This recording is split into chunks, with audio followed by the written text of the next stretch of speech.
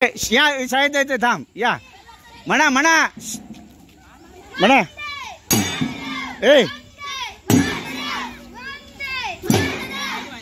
Hall मध्ये जायचं म्हणा म्हणा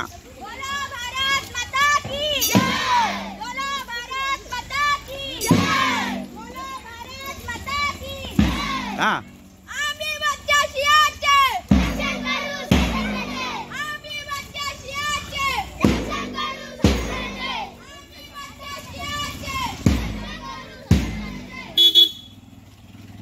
अरे वा अरे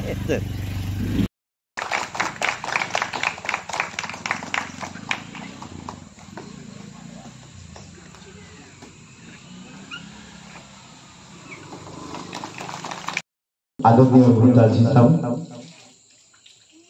आणि सर्व व्यवस्थापन समितीचे पदाधिकारी सदस्य त्याचप्रमाणे ग्रामस्थ पालक विद्यार्थी या सर्वांना मी या ठिकाणी आजच्या स्वातंत्र्य दिनाच्या शुभेच्छा देत आहे। आज या ठिकाणी बुजुर्ग मंडळी सुद्धा या ठिकाणी आपल्याकडे उपस्थित आहेत। आदरणीय गजाननजी पदर या ठिकाणी उपस्थित आहेत, त्यांचं सुद्धा आपण या ठिकाणी स्वागत करत आहोत।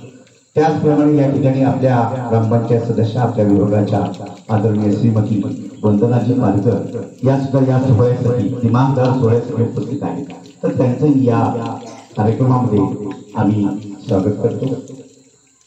स्वातंत्र्य मिळून 78 वर्ष झाली आणि 79वा आपण हा स्वातंत्र्याचा वर्धापन दिन साजरा करतो आहोत।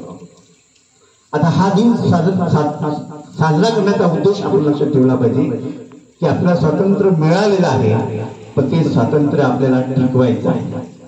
आपल्या शेजारी असलेले देश पहा, चीन सारखा देश, पाकिस्तान सारखा देश आपल्या देशावर आक्रमण करतो।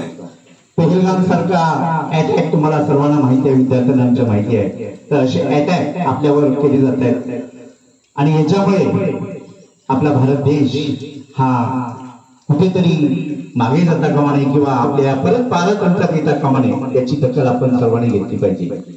भगतसिंग, बाबू गेनू यासारख्या वीरांनी आपलं स्वातंत्र्य मिळवण्यासाठी प्राणांची बाजी दिली।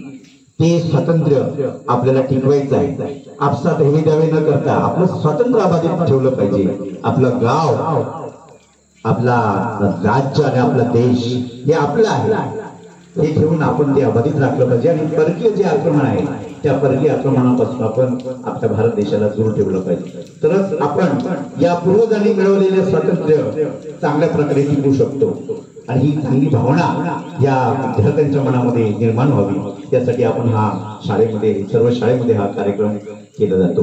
पुनश्च एकदा त्या सर्व ग्रामस्थ, पालक, विद्यार्थी या सर्वांना या स्वातंत्र्य दिनाच्या मी हार्दिक शुभेच्छा देत आहे। आज आपल्याला करायचा होता तर समाज थोडं हे होतं, तर हे रोबोटिक गन फिरव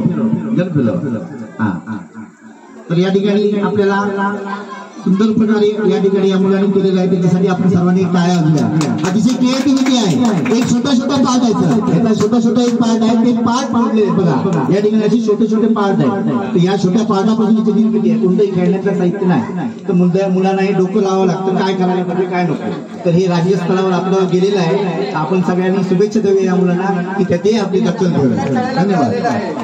रोबोटिक्स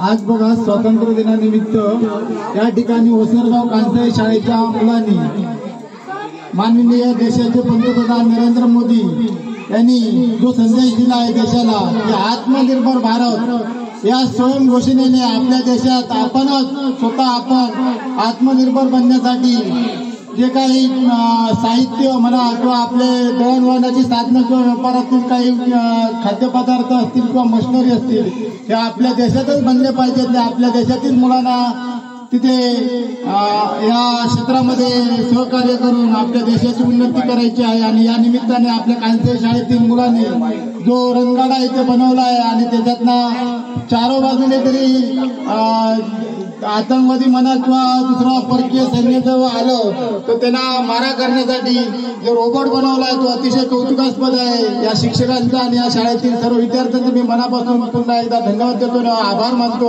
आणि अभिनंदन करतो की आपल्या शाळेमध्ये असेच प्रयोग नवीन नवीन करत राहावेत आणि आपल्या शाळेतील मुलांची उन्नती होऊन आत्मनिर्भर भारत बनण्यासाठी आपल्या शाळेने प्रयत्न करावेत आणि पालकांनी सहकार्य करावे. आपल्या सर्वांचे मनापासून अभिनंदन. जय हिंद, जय महाराष्ट्र. मुलांनी जो रणगाडा इथे बनवला आहे आणि त्याच्यातनं चारो बाजूने तरी आतंकवादी म्हणा किंवा दुसरा परकीय सैन्य जेव्हा आलं तर त्यांना मारा करण्यासाठी जो रोबोट बनवलाय तो अतिशय कौतुकास्पद साहित्य म्हणा किंवा आपले दळणवळण. हा रोबोट पूर्णपणे रोबोटिक आहे. कुठूनही फायरिंग होत असेल तर त्यांचा